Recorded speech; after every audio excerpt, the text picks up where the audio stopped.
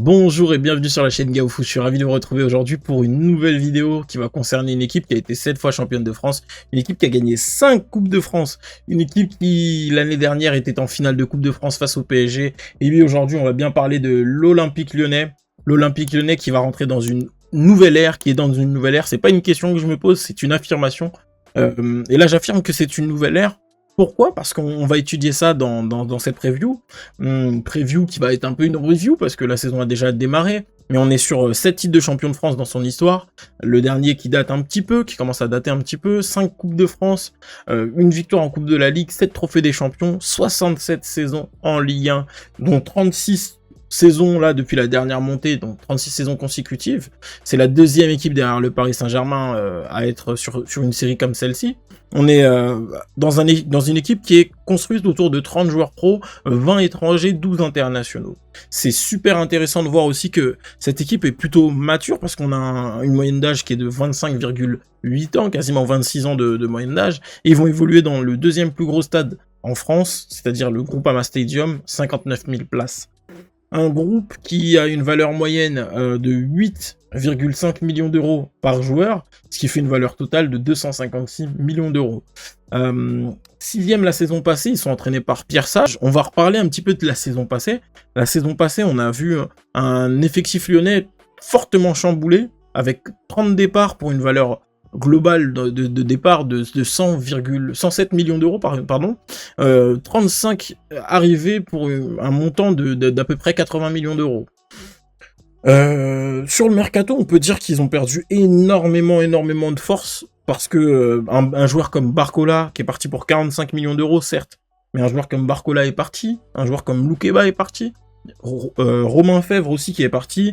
On a eu énormément de départs, notamment des joueurs libres. On a eu Aouar, Dembélé, Reine Adélaïde, Koné, Boateng. On a eu Malo Gusto et Tété qui sont partis suite à des prêts qui étaient déjà entamés, hein, enfin des ventes avec un prêt. Donc ils sont retournés dans leur club propriétaire. Et on a un Rémi Riou aussi qui était un des gardiens emblématiques parce que dans l'effectif depuis un moment, qui a quitté le club. Dans les arrivées, voilà, on a parlé de joueurs, voilà, des trentaines, des quarantaines, des cinquantaines de millions d'euros, hein, quasiment. Et là, on parle d'arrivée Clinton Mata, 5 millions d'euros, Alvero, 4 millions d'euros, Akwaku, 3 millions, Baldé, qui vient de deuxième division, O'Brien, deuxième division anglaise, Noama, petite surprise, quasiment jamais de temps de jeu dans des grands championnats, bah, je crois qu'il n'en a même pas eu. Voilà, ça c'était le mercato d'été. Et ben, je peux vous dire que la saison, elle a démarré. Elle a été des plus décevantes, vraiment des hauts, des bas, mais pas totalement à la rue, la saison. Elle n'était pas totalement nulle, parce que ils sont qualifiés pour la Coupe d'Europe grâce au championnat. Et ça, on parle d'une expérience. Là, c'était une expérience, je crois. Ils ont passé 10 journées à la dernière place, la saison passée. Ils ont fait leur première apparition dans la première partie de tableau à la 29e journée. Ils ont jamais été dans le top 6 avant la dernière journée. Non mais c'est incroyable. Moi, Lyon, je pense que voilà, ils ont un marabout très puissant. Ils ont un marabout très puissant. C'est la première saison depuis 94. Il y a des gens qui vont regarder cette vidéo qui n'étaient pas nés, et je pense qu'il n'y en a pas qu'un peu. Depuis 94 où la différence de but est négative. Donc il y a eu 16 victoires l'année passée. D'accord, 5 nuls, 16 défaites. Faut savoir que il y a eu 3 coachs. Il y a eu Laurent Blanc, qui est parti en septembre.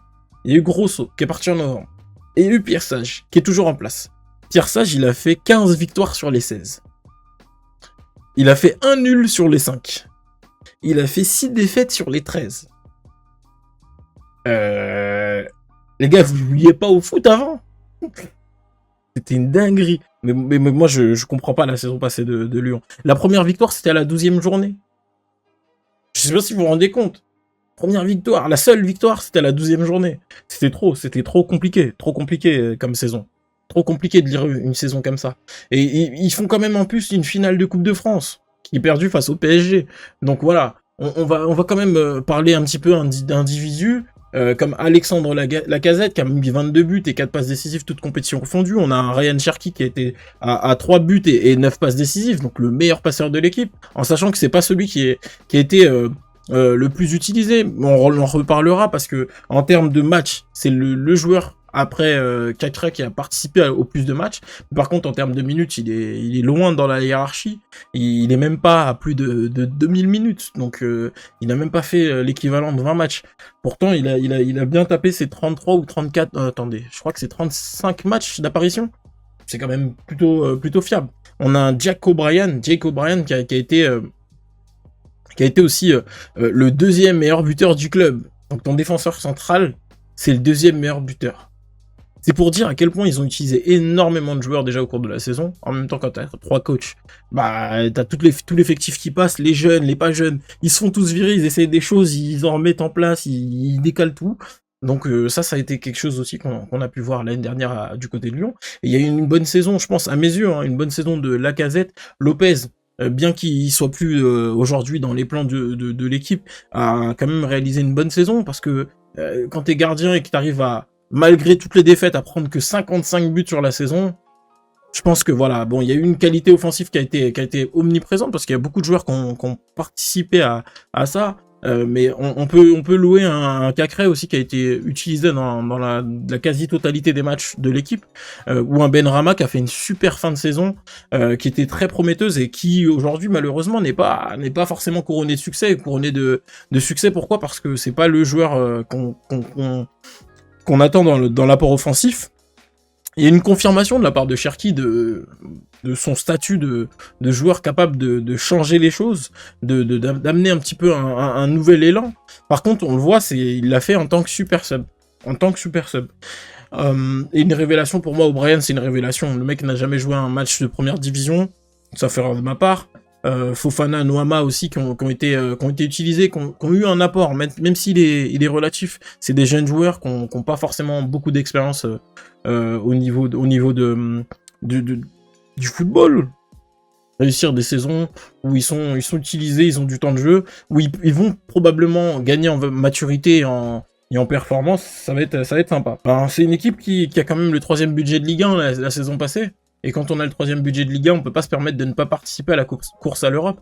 Donc voilà, c'est avec tous ces éléments où on se dit, la saison dernière, elle a été décevante parce que t'arrives pas avec le 3e budget de Ligue 1, avec des ventes quand même, on va pas mentir, des ventes quasi, pas forcément record, mais très importantes, et aussi peu d'idées, parce que, et de facilité à dépenser un peu tes économies, tes sous. Il y a eu quand même pas mal d'arrivées, notamment sur le mercato d'hiver. J'en ai pas parlé, mais il y a eu Malik Fofana qui est arrivé, il y a eu Gift Orban, Mangala, il y a eu Benrahma, il y a eu Perry, il y a eu Matic. Matic, ça a apporté aussi un bel élan, une belle organisation, ça a permis à l'équipe d'avoir un joueur à mettre devant la défense et d'apporter un petit peu d'équilibre. Maintenant, c'est sûr qu'aujourd'hui, quand on regarde, on se dit, bon bah, c'est un peu moyen tout ça. Mais grâce à Pierre Sage, la saison passée, elle a été meilleure. On le voit, il est arrivé, 15 victoires, 1 nul, 6 défaites. Comment dire? Bah, le gars, il est arrivé, il a pris quasiment 2,9 points, 2,09 points par match quand il est arrivé à Lyon. 1,96 depuis ses débuts en Ligue 1, c'est incroyable. Cette saison, c'est sûr, il démarre un peu moins fort qu'il a fini la saison précédente, mais ça reste quand même une belle performance. C'est son premier club entraîné en pro. Il a été nommé entraîneur pour la première fois de sa carrière, entraîneur principal dans un club pro, 45 ans, une finale de Coupe de France déjà. Il évolue principalement en 4-3-3. Si je me fie à mes recherches, c'est un bilan par rapport aux points marqués, c'est un bilan qui est proche des grandes heures lyonnaises. Je regardais, c'est du Alain Perrin, c'est du Gérard Houllier, c'est des entraîneurs qui ont été champions, qui ont même fait des doublés parfois. Waouh. En espérant que ça dure. Après, c'est un gars qui est passé par le poste de coordinateur sportif, de recruteur, de directeur technique, qui a eu le rôle de team manager, de manager assistant, d'entraîneur des jeunes, de directeur du centre de formation. Il a tout fait. Entraîneur assistant, manager, tout fait. Il connaît le foot, il respire le football et franchement, j'ai apprécié le fait qu'il soit nommé aussi à ce poste-là parce que ça a permis d'avoir un nouvel élan pour une équipe qui, à mes yeux, ne devait pas descendre, mais qui s'est fait franchement peur. franchement peur. Et je pense que ça n'a pas suffi parce que cette saison, on a encore vu des choses, notamment sur le mercato, et on va voir, on va analyser l'équipe qu'on lui a mis dans les mains pour réussir à pourquoi pas performer. On lui a fait quand même, sur le plan des arrivées, au début du mercato, au moment où j'ai commencé à préparer ces previews, mais Lyon, ils font un mercato, mais de malade, mais de fou. Ils vont récupérer Niakate, on le voit à 31 millions. Ils vont valider les options d'achat de Mangala, de Noama, Benrahma. On est là, on se dit, mais waouh! De Mama Baldé, de tout le monde, Khaled Tassar, etc. Et en fait, quand ils vont récupérer, ils ont récupéré aussi Mikotadze, qui avait fait une super saison la saison passée en Ligue 1, pardon. C'est là qu'on apprend. Non mais, en fait, on doit faire, Lyon, ils ont promis 100 millions de ventes à la DNCG. On regarde là, on voit, hein, on dépasse à peine les 40 millions. C'est reparti pour un tour. C'est ça, on arrive, on approche des 40 millions, on les passe même pas. Donc c'est reparti pour un tour. Et on apprend que toute l'équipe est à vendre, à part peut-être Niakate qui vient d'arriver et qui a été surpayé. 32 millions, il en vaut 16. Qu'est-ce que vous voulez qu'on fasse? Qu'est-ce que vous voulez qu'on fasse avec ça? Donc l'équipe, elle a été construite et déconstruite. Et là, on voit le début de saison, ils ont récupéré sur la toute fin du mercato, il y a quelques heures de ça, ils ont récupéré Wilfried Zaha, c'est bien, c'est un bon ajout. Mais est-ce que c'est le chantier prioritaire quand on voit que la défense centrale, avant l'arrivée d'Omari, c'était 3 joueurs, dont Lovren. Non, franchement. Et Khaled Tassar qui vient d'arriver, mais bon, voilà. Il connaissait le club parce qu'il y était déjà avant, en prêt. Oh, Lyon, c'est déprimant parce que là, on va regarder un petit peu l'effectif, on va regarder l'effectif position par position. On a des joueurs un peu sur toutes les lignes. On a un Anthony Lopez qui est mis au placard, qui est lofter, un lofter, voilà, si vous voulez. J'espère que Perry sera performant parce que Lopez est encore au club, il est en fin de contrat, il n'a pas forcément la sortie qu'on attend d'un joueur qui a marqué l'histoire de cette équipe lyonnaise. Mais bon, ça ne serait tardé, j'espère. En tout cas, j'espère qu'il trouvera une porte de sortie. On a Moussa Niakate, du Omari, du Khaled Tassar et Lovren. 4 défenseurs centraux. Lovren, c'est pas une option en Ligue 1 aujourd'hui, ni en Coupe d'Europe. C'est pas un joueur qui doit être utilisé dans des matchs avec autant d'enjeux. On le voit, Tagliafico, un des rares joueurs à être naturellement au poste d'arrière gauche, qui peut dépanner dans l'axe. On a du Clinton Mata qui peut dépanner dans l'axe. Lomami, je connais pas, mais il peut dépanner dans l'axe aussi. Ça va être vraiment du dépannage, hein, parce que franchement, on le voit, hein, déjà les titulaires ils sont bancals. C'est compliqué aujourd'hui de se projeter sur comment on va défendre cette équipe, avec notamment sur le poste d'arrière droit, des joueurs soit très jeunes, soit pas forcément au niveau qu'on attend pour des arrière droits. Clinton Mata, c'est bien, c'est un joueur qui a été beaucoup utilisé, mais qui n'est pas forcément au niveau d'un club qui doit viser l'Europe. Après, on lui souhaite de progresser, de gagner sa place dans cette hiérarchie, mais voilà, j'ai peu d'espoir sur la défense lyonnaise. Elle est pas forcément au niveau de ce qu'on attendait. Moi, Moussa Niakate, c'est un joueur que j'apprécie beaucoup, mais franchement, on lui met la pression à en faire le leader d'une défense qui, je pense aujourd'hui, n'est pas du tout structurée pour faire ce qu'elle doit faire. Perry, il est arrivé il y a quelques temps, certes, mais aujourd'hui, c'est pas le gardien, peut-être pas le gardien qu'il faut. Je sais pas, franchement, je sais pas. Je suis un peu dubitatif, ça me laisse dubitatif. On voit aussi le milieu de terrain qui a des profils très ressemblants. Il y a très peu je trouve, de joueurs créatifs dans ce milieu de terrain. Celui qui était censé avoir cette étiquette, c'est Corentin Tolisso. Malheureusement, Corentin Tolisso, aujourd'hui, ce n'est plus que l'ombre de lui-même. On a un joueur qui a été à plusieurs reprises blessé, et des grosses blessures, des graves blessures. Donc, c'est vrai qu'on doit attendre de lui qu'il apporte à cette équipe de l'expérience, son expérience pour la Coupe d'Europe.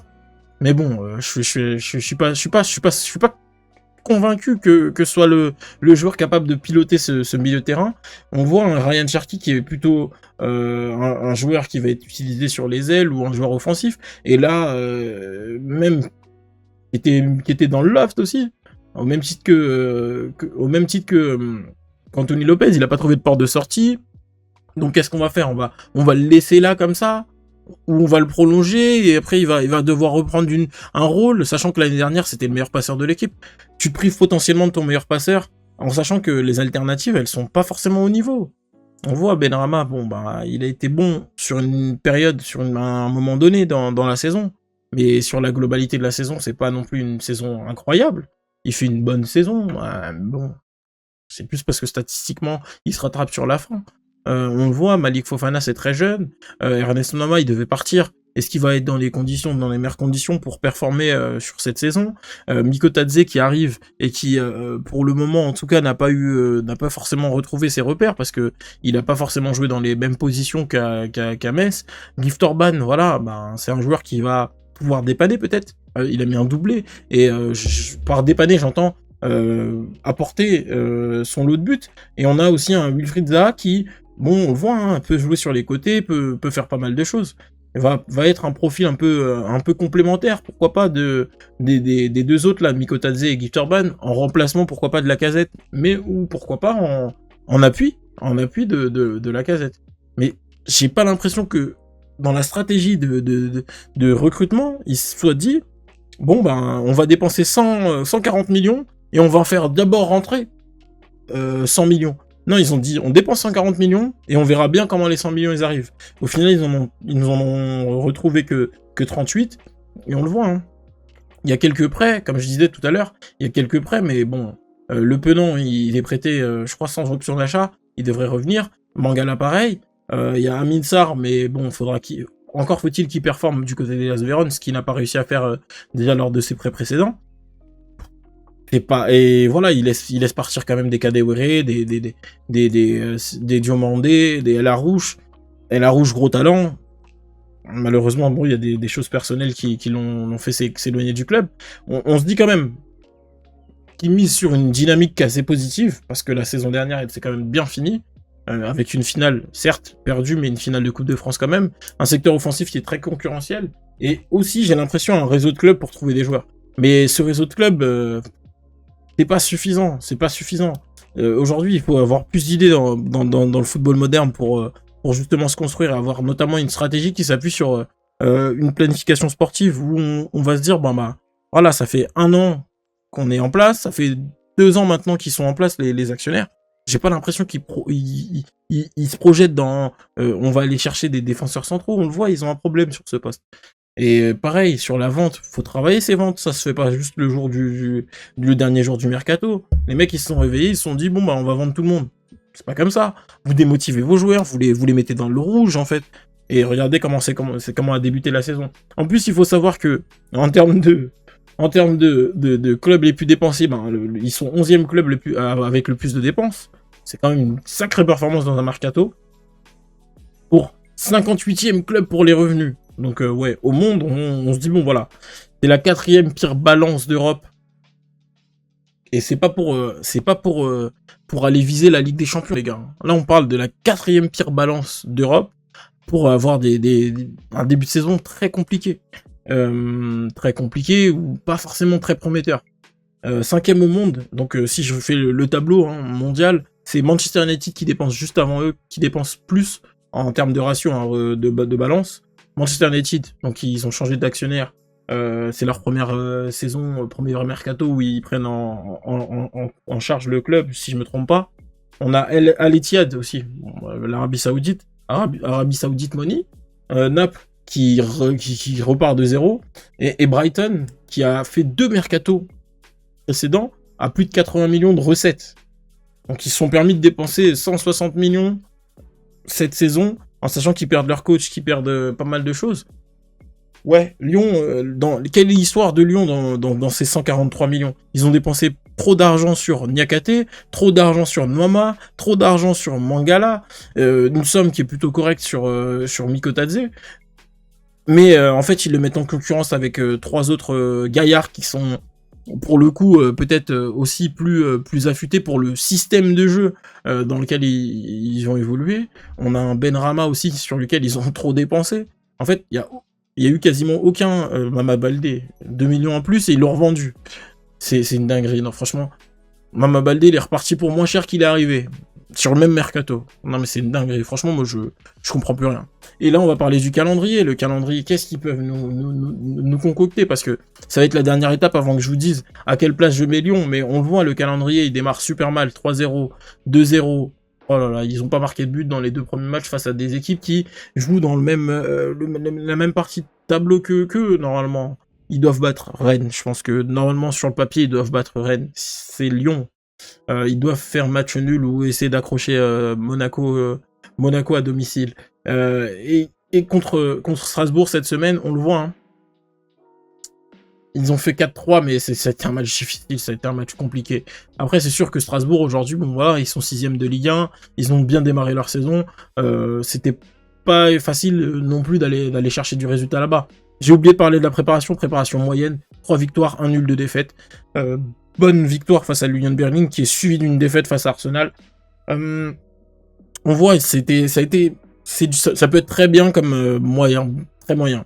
Et on le voit là, le calendrier, en plus, il va pas être très sympathique parce qu'ils vont reprendre après la trêve internationale avec Lens, Marseille ensuite, Olympiakos les Pirées. Voilà, en Europa League, ça va être très compliqué pour Lyon, je pense. Europa League, Toulouse, ensuite Glasgow. Ensuite, on le voit, hein, à chaque fois, ils vont enchaîner, ils vont avoir un match plutôt compliqué. Soit juste avant, soit juste après. Et parce que c'est comme ça que c'est fait. Hein. Mais on le voit, là, tu reprends avec Nantes, qui est 3e de Ligue 1, mine de rien, qui est dans une bonne forme. Moi qui les ai mis barragistes, quand même pas, relégables. On va renégocier tout ça, vous inquiétez pas. Et ensuite, on a des équipes, on le voit. Hein. Tu vas jouer Lille et ensuite le TSG Hoffenheim. Et après, tu as un derby face à Saint-Etienne. Donc, tu te déplaces en plein milieu de semaine. Tu vas avec ton groupe en Allemagne et tu reviens à domicile en coupe. Oh là là. Waouh. On n'a pas les matchs de coupe dans tout ça. Il n'y a pas les matchs. Oh là là. Et la reprise de la saison. Enfin, tu vas jouer, pardon, juste avant la coupure. Tu vas jouer Francfort. Ensuite, tu te déplaces Enfin, tu reçois Non, tu te déplaces au parc. Oh là là. Incroyable. Le calendrier, il est vraiment dur. Et le dernier match d'Europa League, qui va être juste avant ton match contre Marseille. Waouh. Après, un calendrier qui est pour l'instant assez simple.